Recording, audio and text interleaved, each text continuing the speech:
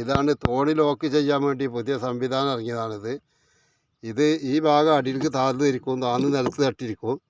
വെള്ളം കുറവുള്ളിടത്ത് നിലത്ത് തട്ടും, വെള്ളം കൂടുതലുള്ളിടത്ത് നിലത്ത് തട്ടൂല. അപ്പോൾ ഇവിടെ ഇങ്ങനെ അടിയിൽ കൂടെ ഓടുന്നിട്ട് ഇവിടെ പൂട്ടിയിടാണ്. അപ്പോൾ ഈ പൂട്ട് തുറന്നിട്ട് ഈ സാധനം കയറ്റാതെ ഈ സാധനം ഒഴിവാക്കാതെ തോണി പോകില്ല.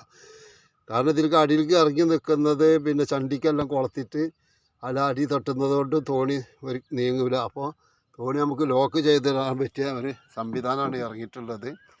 അപ്പോൾ ആവശ്യക്കാരൊക്കെ ഉണ്ടെങ്കിൽ അറിയിച്ചു കഴിഞ്ഞാൽ നമ്മൾ പരിഹാരം കാണുന്നതാണ്.